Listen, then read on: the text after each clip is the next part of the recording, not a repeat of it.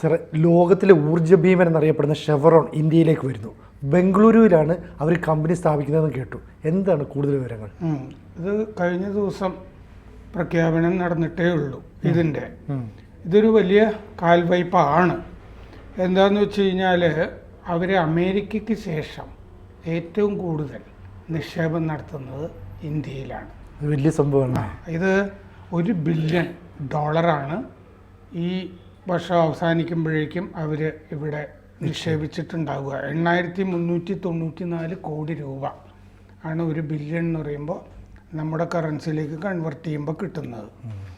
ഇത് ശരിക്കും ഒരു R&D സെൻറ്റർ ആണ്, റിസർച്ച് ആൻഡ് ഡെവലപ്മെൻറ്റ്.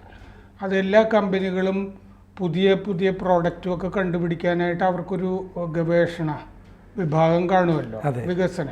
അതാണ് ഇന്ത്യയിൽ സ്ഥാപിക്കുന്നത്. അതിൻ്റെ മുഴുവൻ പേര് ഒരു എൻജിനീയറിംഗ് ആൻഡ് ടെക്നോളജി സെൻ്റർ ആണ്. ഇത് chevron engineering and innovation excellence centre എന്നാണ് ഇതിൻ്റെ പേര്. ഇതിൻ്റെ ഈ ഓരോ അക്ഷരമൊക്കെ എടുത്തു കഴിഞ്ഞിട്ട് ദ എൻജിൻ എന്നാണ് ഈ സെൻറ്ററിൻ്റെ പേര് ഇട്ടിരിക്കുന്നത്. അത് 145 കൊല്ലമായിട്ട് ഈ കമ്പനി ലോകത്തുണ്ട്. സൗദി ആരാംകോ ഒക്കെ പോലെ തന്നെ ഒരു വലിയ കമ്പനിയാണ്. ഇതിന് ഒരു വർഷം റവന്യൂ, ഇതിന് വരുമാനം ഉണ്ടാകുന്നത് $200 ബില്യൺ ആണ് ഇതിൻ്റെ വരുമാനം. അവർ അഫോർഡബിൾ, അതായത് മനുഷ്യർക്ക് പൈസ മുടക്കാവുന്ന തരത്തിൽ അഫോർഡബിൾ, അതുപോലെ റിലയബിൾ, വിശ്വാസ്യതയൊക്കെ ഉള്ള, ക്ലീനർ, അതുപോലെ ശുദ്ധമായ ഊർജ ഉൽപ്പന്നങ്ങൾ ഉണ്ടാക്കുക. ഇനിയുള്ള കാലത്ത് ഈ കാർബൺ എമിഷനൊന്നും പറ്റില്ലല്ലോ, പുക ഇങ്ങനത്തെ സംഭവങ്ങളൊന്നും ഇല്ലാത്ത ക്ലീൻ എനർജിയുടെ കാലഘട്ടമാണ് ഇനി വരുന്നത്. എല്ലാ രാജ്യങ്ങളും അത്തരം കരാറുകളിലൊക്കെ ഉച്ചകോടി സമയത്തൊക്കെ ഒപ്പുവെക്കാറുണ്ട്. 2030 ഇങ്ങനെ ആയിരിക്കണം ഇത്ര കാർബൺ എമിഷൻ. ഇപ്പോൾ കാർബൺ എമിഷനാണ് ലോകത്തിന് ഏറ്റവും വലിയ പരിസ്ഥിതി ഭീഷണിയായിട്ട് നിൽക്കുന്നത്. അപ്പോൾ അത് എങ്ങനെ ഒഴിവാക്കാം, അല്ലാത്ത പ്രോഡക്റ്റുകൾ എങ്ങനെ ഉണ്ടാക്കാം എന്നൊക്കെ ഗവേഷണം നടത്തുന്ന ഒരു കേന്ദ്രം ആയിരിക്കും ഇത്. അവരെ സംബന്ധിച്ചിടത്തോളം അമേരിക്ക കഴിഞ്ഞാലുള്ള ഏറ്റവും വലിയ നിക്ഷേപ സ്ഥലമായിട്ടാണ് ബാംഗ്ലൂർ മാറാൻ പോകുന്നത്. ഈ ബാംഗ്ലൂരിൽ തന്നെ ഈ IT കോറിഡോർ, IT ഇടനാഴിയായിട്ടുള്ള ബെല്ലാന്തൂറിലാണ് ഇവരുടെ ഈ കേന്ദ്രം വരുന്നത്. പക്ഷേ ഉടനെ തുടങ്ങുന്നതുകൊണ്ട് താൽക്കാലികമായ ചില സ്ട്രക്ചറുകളിലായിരിക്കും തുടങ്ങുക എന്ന് മാത്രമേ ഉള്ളൂ. ബെല്ലാന്തൂറിൽ കെട്ടിടം പണിത് ആയി വരണമല്ലോ അതുവരെ. പക്ഷേ അതുവരെ താമസിപ്പിക്കുന്നില്ല, വരിക അതെ വന്നു കഴിഞ്ഞു. മിനിഞ്ഞാന്ന് മുതൽ ഇത് സംഗതി വരവറിയിച്ചു കഴിഞ്ഞു. അപ്പോൾ കാർബൺ എമിഷൻ ഇല്ലാത്ത അഫോർഡബിൾ എനർജി എന്നുള്ളതാണ് അവരുടെ കൺസെപ്റ്റ്. ഇപ്പോൾ ഇന്ത്യയിൽ ഷെല്ലുണ്ട്, BP ഉണ്ട്, ആരാംകോ ഉണ്ട്, സാബിക് ഉണ്ട്. ഇത് ഷെല്ലാണ് ഇതിനു മുമ്പ് വളരെ നന്നായി ഇവിടെ നിക്ഷേപിച്ചിരിക്കുന്നത്. ഷെല്ല് കഴിഞ്ഞാൽ അടുത്ത ഏറ്റവും ഈ ആരാംകോയും BP ഒക്കെ ഉണ്ടെങ്കിലും അതിനെക്കാളും ഉയർന്ന തോതിൽ ഇൻവെസ്റ്റ് ചെയ്യുന്നത് ഈ ഷെവ്റോൺ ആണ്. ഇപ്പോൾ ഷെവ്റോണിന് വേണ്ടിയിട്ട് ഇന്ത്യയിലെ ഈ ഓപ്പറേഷൻസിൻ്റെ മേധാവി 26 കൊല്ലമായിട്ട് ഷെവ്റോണിൽ ജോലി ചെയ്യുന്ന ഇന്ത്യക്കാരൻ അക്ഷയ് സാഹ്നി ആണ്. അക്ഷയ് സാഹ്നി കഴിഞ്ഞ ദിവസം വന്ന് ചില പ്രധാനപ്പെട്ട പത്രങ്ങളിലെ അഭിമുഖമൊക്കെ കാണുന്നുണ്ട്. അദ്ദേഹം മെക്കാനിക്കൽ എഞ്ചിനീയറിംഗ് പഞ്ചാബ് യൂണിവേഴ്സിറ്റിയിൽ നിന്ന് പാസ്സായതാണ്. PhD സ്റ്റാൻഫോർഡിലായിരുന്നു. അത് കഴിഞ്ഞ് ബ്രിട്ടനിൽ, ചൈനയിൽ, വെനിസ്വേലയിൽ, തായ്ലൻഡിൽ, ബംഗ്ലാദേശിലൊക്കെ ആയിട്ട് ഷെവ്റോണിൽ തന്നെ 26 കൊല്ലം ജോലി ചെയ്ത ഒരാളാണ്. ഈ ഡിഗ്രി പഠിക്കാൻ പോകുമ്പോൾ അമ്മയോട് പറഞ്ഞിരുന്നു, ഞാൻ അവസാനം ഇന്ത്യയിലേക്ക് തിരിച്ചു വരും എന്ന് പറഞ്ഞിരുന്നു. ആ വാക്ക് പാലിച്ചുകൊണ്ടാണ് തിരിച്ച് ഒരു വലിയ ഒരു ഭീമനെ നയിക്കുന്ന പദവിയിലേക്ക് അദ്ദേഹം വന്നത്. 5-6 കൊല്ലം കൊണ്ട് ഇതിൻ്റെ മുഴുവൻ ഓപ്പറേഷൻ ഇതിൽ എത്തും എന്നാണ് കരുതുന്നത്. 600 പേർക്ക് ജോലി കൊടുക്കും റിസർച്ച് ആൻഡ് ഡെവലപ്മെൻറ്റിൽ. അത് mechanical, civil, petroleum, computer engineering അങ്ങനത്തെ ആളുകളെയാണ് അവിടെ ആവശ്യമുള്ളത്. 2025 ഒക്കെ ആകുമ്പോഴേക്കും ഈ റിക്രൂട്ട്മെൻറ്റ് ഈ 600 പേര് റിക്രൂട്ട് ചെയ്ത് തീർന്നിട്ടുണ്ടാവും 2025 അവസാനമാകുമ്പോഴേക്കും. അപ്പോൾ ഒരു ഗ്ലോബൽ സൊല്യൂഷൻ സെൻറ്റർ ആയിട്ടാണ് ഈ എൻജിൻ എന്ന് പറയുന്ന ഈ കേന്ദ്രം വരുന്നത്. അതിന് ഈ ഡിജിറ്റൽ ലാബുകൾ ഉണ്ടാവും, AI എന്താണ് ആർട്ടിഫിഷ്യൽ ഇൻ്റലിജൻസ്, അതുപോലെ തന്നെ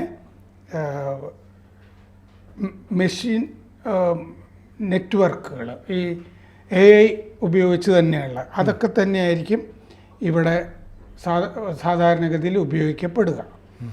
മെഷീൻ ലേണിംഗ്, അത് അനലൈസ് ചെയ്യാനായിട്ട് പല കാര്യങ്ങളും അപഗ്രഥിക്കാനായിട്ട് AIയും മെഷീൻ ലേണിങ്ങുമായിട്ട് ആയിരിക്കും ഉപയോഗിക്കുന്നത്. അത് സബ് സർഫസ് ജിയോളജി, അതായത് ഉപരിതലത്തിൻ്റെ താഴെയുള്ള ഭൗമഘടന എന്താണ് എന്നൊക്കെ, അതൊക്കെയാണല്ലോ പെട്രോളിയം പ്രധാനം കണ്ടെത്താനും ഒക്കെ ഉള്ളത്, അതൊക്കെ അനലൈസ് ചെയ്യുന്നത്. അത് എന്നിട്ട് കാർബൺ സംഭരിക്കുക, അതിനുള്ള ഓപ്റ്റിമൽ ലൊക്കേഷൻ, പറ്റിയ സ്ഥലം ഏതാണ് ഇത്രയും സംഭരണത്തിനുള്ള, ഈ അസംസ്കൃത വസ്തുക്കൾ സംഭരിക്കാനുള്ള ശരിയായ മേഖലകൾ ഏതാണെന്ന് കണ്ടെത്തുക. അതുപോലെ സേഫായിട്ടുള്ള സുരക്ഷിതമായിട്ടുള്ള ഡ്രില്ലിംഗ് സൈറ്റുകൾ എങ്ങനെയാണെന്ന് കണ്ടെത്തുക. അതിന് റോബോട്ടിക്സ് ഉപയോഗിക്കുക. ഇപ്പോൾ അവർ ബോസ്റ്റൺ ഡൈനാമിക്സ് എന്ന് പറഞ്ഞ കമ്പനിയായി ചേർന്നിട്ട് 4 കാലുകളുള്ള ഒരു റോബോട്ട്, ഇപ്പോൾ സ്പോട്ട് എന്നാണ് ആ റോബോട്ടിൻ്റെ പേര്, അത് ഷെവറോണിന് ഇപ്പോൾ ഉണ്ട്. അതിന് ആ റോബോട്ടിന് സെൻസേഴ്സ് ഉണ്ട്, അതുപോലെ തന്നെ തെർമൽ എബിലിറ്റീസ് ഒക്കെ ഉള്ള ഒരു സംഗതിയാണ് ഇത്, ഈ റോബോട്ട്. ഓയിൽ ആൻഡ് ഗ്യാസ്, ഈ രംഗത്തെ ഏറ്റവും പ്രധാനപ്പെട്ട ലോകത്തിലെ കമ്പനിയാണ് ഇപ്പോൾ ഷെവറോൺ. ഈ അമേരിക്കയ്ക്ക് പുറത്തെ ഏറ്റവും വലിയ സാങ്കേതിക കേന്ദ്രം ഈ ബല്ലാന്തൂരിൽ പണിയുന്ന ഈ കേന്ദ്രമായിരിക്കും. HPCLുമായിട്ട് ഇവിടെയുള്ള HPCLുമായിട്ട് 2023 മുതൽ ഒരു കരാറുണ്ട്. അത് ലൂബ്രിക്കൻസ് ഉൽപ്പാദിപ്പിക്കാൻ വേണ്ടിയിട്ടുള്ള കരാറാണ്. ഷെവറോൺ ഒറോണൈറ്റ് കമ്പനി ഈ ഇന്ത്യൻ അഡിറ്റീവ്സ് എന്ന് പറഞ്ഞ കമ്പനി, ഇന്ത്യൻ അഡിറ്റീവ്സ് ലിമിറ്റഡ്, അതിൽ 50% ഓഹരി ഷെവറോണിന് ഓൾറെഡി ഉണ്ട്.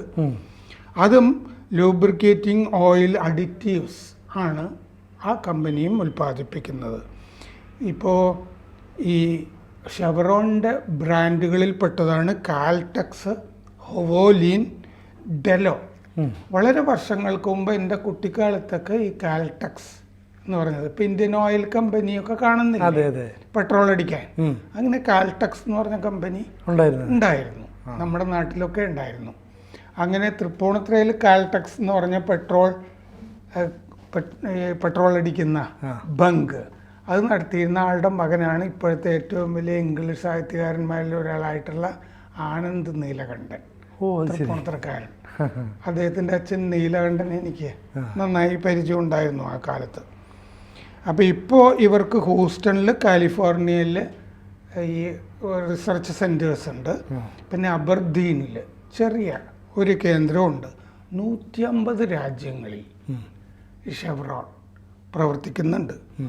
ഇപ്പോൾ ഇത് ഷെവറോൺ വരുന്നതോടുകൂടി ഗ്രീൻ എനർജി എന്ന് പറയുന്ന മേഖലയിൽ ഇന്ത്യ ശരിക്കും ഒരു ഹബ്ബായിട്ട് വരികയാണ്.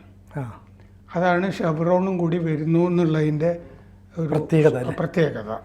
ഇന്ത്യ ഒരു വലിയ ഹബ്ബ് ഈ കാർബൺ, ഈ ഫോസിലൈസ്ഡ് ഫ്യൂവല് മാറ്റുന്ന ആ ഇതിൽ ക്ലീൻ എനർജി ആ മേഖലയിൽ 1580 ഗ്രീൻ സർട്ടിഫിക്കറ്റ് കമ്പനികൾ ലോകത്തുണ്ട്. അതിൽ ഇന്ത്യയിലുണ്ട്. ഇപ്പോൾ ലോകത്തിലെ പകുതി കമ്പനികളിലും ഇന്ത്യയിലാണ്. ഈ 1580 എന്ന് പറയുമ്പോൾ പകുതിയായി. 2025 ആകുമ്പോൾ 1900 പ്ലസ് 60 ബില്യൺ ഡോളർ, അതായത് 1900 കമ്പനികളും അതിലുള്ള ടോട്ടൽ ഇൻവെസ്റ്റ്മെൻറ്റ് 60 ബില്യണും ഇപ്പോൾ 1 ബില്യൺ എന്ന് പറയുമ്പോൾ 8,354 കോടിയായി. അതിൻ്റെ 60 ഇരട്ടി. ഇത്രയും നിക്ഷേപം ഇന്ത്യയിൽ വന്നു കഴിഞ്ഞിട്ടുണ്ടാവും അടുത്ത കൊല്ലം അവസാനം ആകുമ്പോൾ. 2023 1411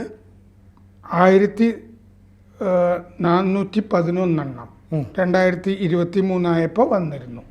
അതിൽ ഏതാണ്ട് 450 കൂടി കൂട്ടിച്ചേർക്കുകയാണ് ഇപ്പം.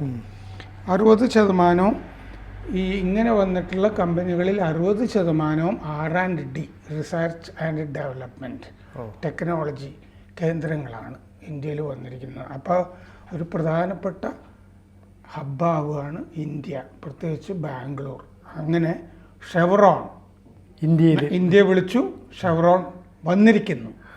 ഇതൊരു ഇന്ത്യ ഒരു വൻ ശക്തിയാകുമ്പോൾ ഇത്തരം കമ്പനികളൊക്കെ വരും.